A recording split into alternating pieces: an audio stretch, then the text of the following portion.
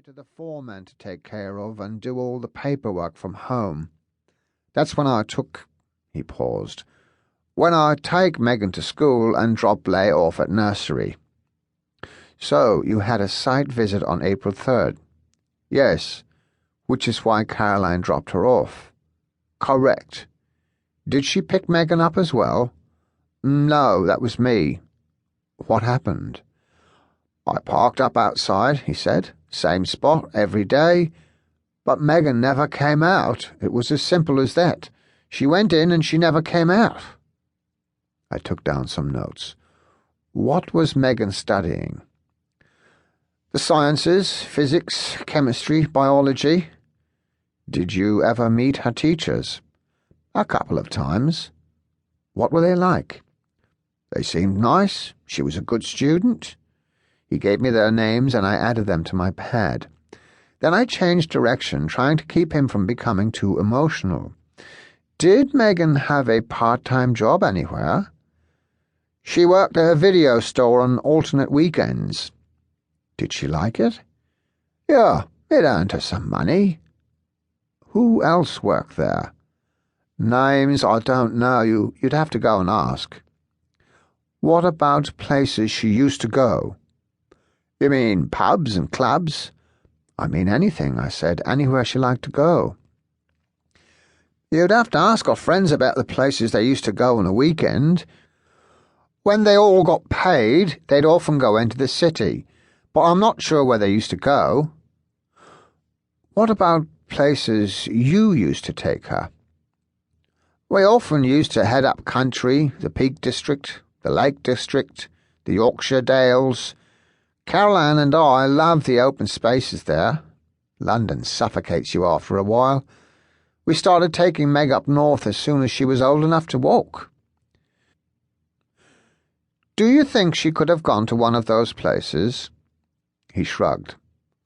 "I don't know whether she would have gone north when I don't know why she left in the first place." I asked them both about boyfriends the day before, but I wanted to ask them again individually.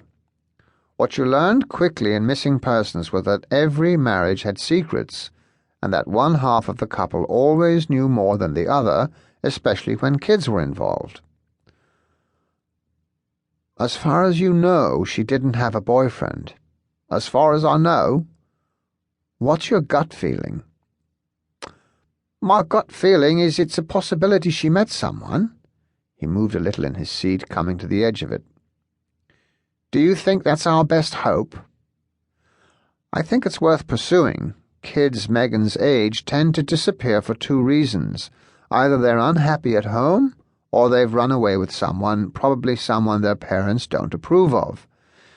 It doesn't sound like she was unhappy at home, so that's why I'm asking about boyfriends. We may find out Megan hasn't run off with someone." I paused, looked at him. "Or we may find out she has." "But if she'd run off with someone, wouldn't she have seen the press conferences we did? The Megan I know wouldn't have ignored them. She wouldn't have ignored the pain she was putting us through. She would have called us." I looked at him, then away. But he'd seen the answer, and it wasn't the one he wanted. It was the one where she didn't come home alive. Megan's room was beautifully presented and had barely been touched since her disappearance. A big bay window looked out over Hampstead Heath, wardrobes either side of it. A three-tiered bookcase was on the right, full of science textbooks. Opposite the window, close to the door, was a small desk with a top-of-the-range MacBook sitting on it, still open. Photographs surrounded the laptop. Megan with her friends. Megan holding Leigh when he was a baby. Megan with her mum and dad. There was also a rocking chair in one corner of the room, soft toys looking out, and a poster of a square-jawed Hollywood heartthrob on the wall above that. I booted up the MacBook and went through it. The desktop was virtually empty, everything tidied into folders. Homework assignments, Word documents, university prospectuses as PDF files. Clicking on Safari, I moved through her bookmarks, her history, her cookies, and her download history, but unless you counted a few illegal songs, nothing.